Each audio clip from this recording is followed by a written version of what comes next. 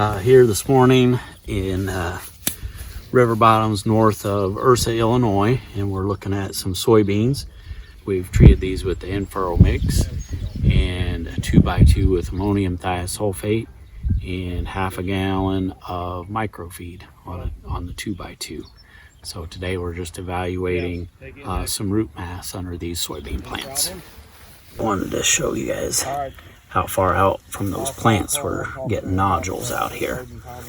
We did the side dress treatment out here as well with ammonium thiosulfate and with another gallon of microfeed out here. And so a lot of what we're seeing out here on this side is triggered or driven on that reaction to that microfeed and the extra fertility out here on the side. Good. Well, okay. I thought this was pretty cool how much root. You know, you go dig up soybean plants, you don't usually get all this root out here to clear out to the side. No, you don't. And but you're also showing my right tillage practices weren't the best either. Well, the way it was, as wet as it was this spring, and it can't all be perfect, but this it does have moisture though. There's a little bit of moisture down in here. It's not totally dry. And with the side dress, right? So we may, hopefully we're seeing that proliferation out there where that nitrogen and the sulfur and micronutrients off everything to the side. Kind of told it to go. Yep, it really took off and took advantage of that out there. So that looks really good, really promising. So that's some pretty big, that's some almost taproot sized roots off to the side there. It slipped off, so there's a pretty good. And that's some pretty good root mass coming off the side of those. Even this guy sitting on that.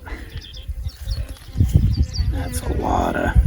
And then this is also the kind of, you know, that extra root mass coming off those microfeed treatment in the corn. So we're getting a really nice extra amount. I don't remember ever digging up plants that had that going on. I am not sure that I've seen that dramatic. Maybe in some sand once in a while where they're really free to just grow any way they want. That's a pretty nice stem under those too. I mean, that's a nice fat stem on those for this early in the season. So we're just kind of getting started on setting pods up in here pretty serious.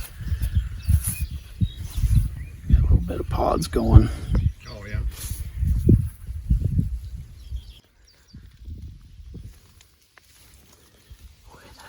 That is a huge difference in the soil. How gummy it is and how tough it's sticking together. There's still some moisture in it, but boy, she's tough.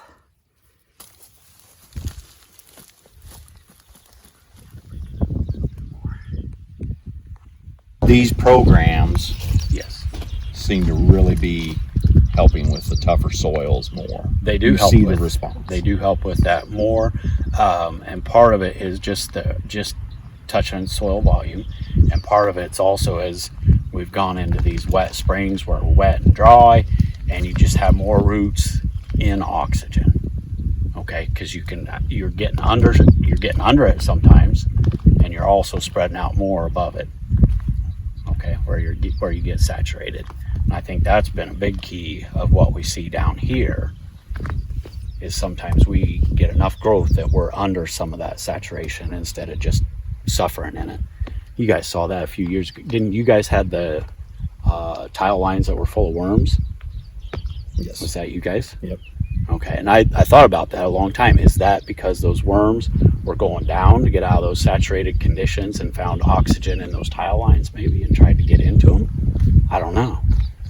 That's been a mystery that keeps rolling around in my head why you'd have those lines plugged up with earthworms like that. It didn't make any sense to me. Probably not a scientific way of explaining it, but you can really look at the brain's telling you everything's good. Off you go, right?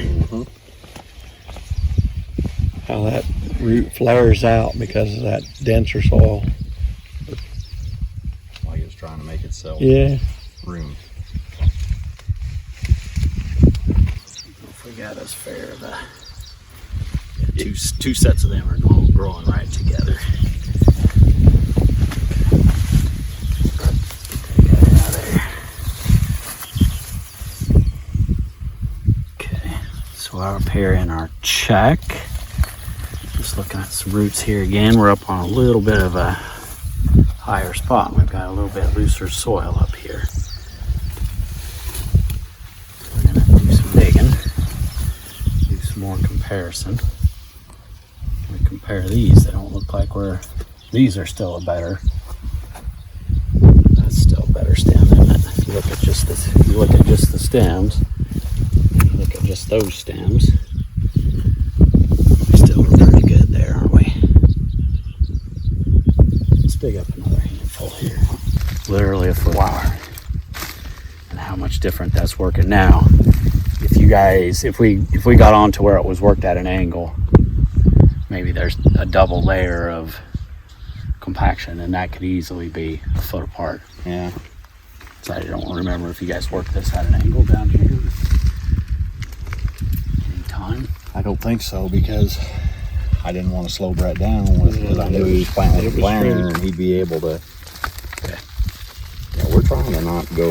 And it was, We're trying to plant or field cultivate the same way we plant. We're looking at a soybean plot today north of Ursa.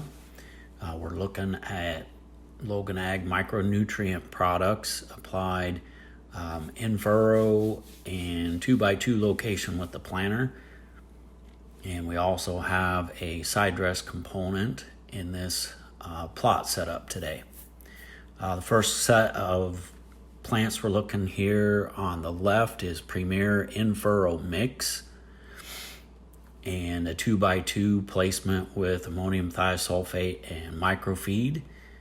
Our second set, there's no in-furrow, but it does have the 2x2 with the ammonium thiosulfate and microfeed. You can see there's a big difference in the lateral roots using the Premier-In-Furrow mix to promote health and growth from germination. This drives the roots to reach the 2x2 where there's additional micronutrients and along with nitrogen and sulfur sooner, promoting better health and growth again.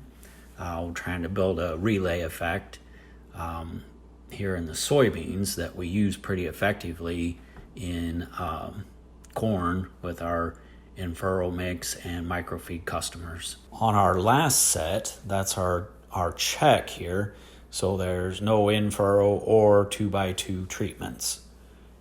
And so we're seeing clean stems here as we move through our treated plots, but we are seeing some disease pressure when we get into the check.